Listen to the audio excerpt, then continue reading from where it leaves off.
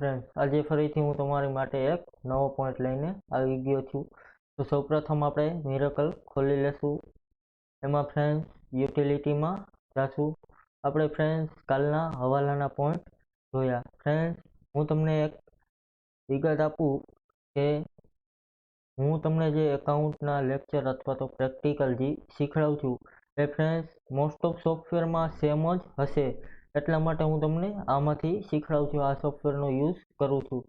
અને જો તમે ફ્રેન્ડ્સ ટેલીમાં શીખવા માંગતા હોય તો ટેલીનું તમને ક્યાંય લોકલ સોફ્ટવેરમાં કંઈ પણ વસ્તુ જોવા નહીં મળે, પરંતુ લોકલ સોફ્ટવેરમાંથી તમે જે શીખાવો હોય એ તમને ટેલીમાં જોવા મળશે. અને ટેલી થોડું હાર્ડ લેવલનું પણ છે, એટલા માટે હું તમને આમાંથી શીખવાડું છું. તો આપણે ફ્રેન્ડ્સ કાલનો હવાલાનો પોઈન્ટ જોયો, એમાં હવાલા નાખ્યા. આજનો ફ્રેન્ડ્સ યર એન્ડ એટલે કે વર્ષ પૂરું થાય એનો પોઈન્ટ છે. ફ્રેન્ડ્સ પહેલું છે અપડેટ બેલેન્સ. એ ફ્રેન્ડ્સ પછી રાખી. સૌપ્રથમ આપણે ન્યૂ ફાઇનાન્શિયલ યર જોઈ લે.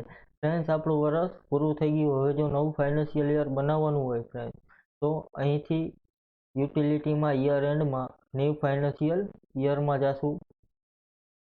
અહીં ફ્રેન્ડ્સ બે ટાઈપ આપેલું છે, એક ફોરવર્ડ અને એક રિવર્સ. તમારે વર્ષ 21-22 છે તો 22-23 બનાવવું છે, અથવા તો 20-21 બનાવવું છે. તો આપણે ફાઇનાન્શિયલ યર પૂરું થઈ ગયું હોય તો આગળ જ વધવાનું હોય છે, એટલે લેશું આપણે ફોરવર્ડ. એટલે કે આગળ જવું છે, કે રિવર્સ તો પાછળ. તો આપણે લેશું ફોરવર્ડ.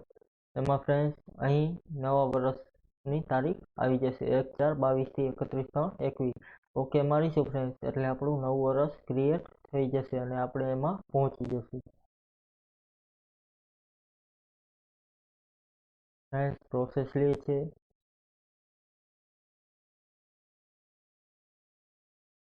ફ્રેન્ડ્સ આપણે નવા વર્ષમાં પહોંચી ગયા છીએ. અહીં ફ્રેન્ડ્સ 22-23નું વર્ષ આવી ગયું છે.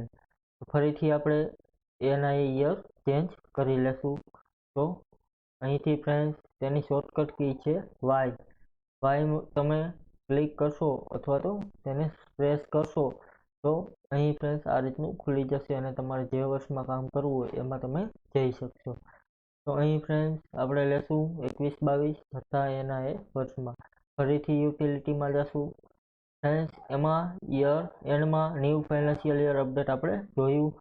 હવે છે ફ્રેન્ડ્સ અપડેટ બેલેન્સ. એટલે કે ફ્રેન્ડ્સ આગળના વર્ષમાં એટલે કે 21-22માં કાંઈ પણ ભૂલ છે અને આપણે તેમાં સુધારો કર્યો અને એના પહેલાં સુધારો કર્યા પહેલાં આપણે નવું વર્ષ ક્રિએટ કરી નાખ્યું છે અને એમાં એન્ટ્રી ઓલરેડી થઈ ગઈ છે, તો ફ્રેન્ડ્સ અપડેટ બેલેન્સ આપવી પડે. એટલે કે આ વર્ષમાં સુધારો કર્યો એ ગયા વર્ષમાં આપણે જે નવું બનાવ્યું એમાં સુધારો ન થયો હોય, એટલા માટે આપણે અપડેટ બેલેન્સ આપવી પડે. તો અહીંથી ફ્રેન્ડ્સ અપડેટ બેલેન્સ આપશો એટલે તમને આ રીતનું પૂછશે, એટલે કે અપડેટ પ્રોડક્ટ સ્ટોક અપડેટ કરવો છે તો યસ અથવા તો નો કરી શકો.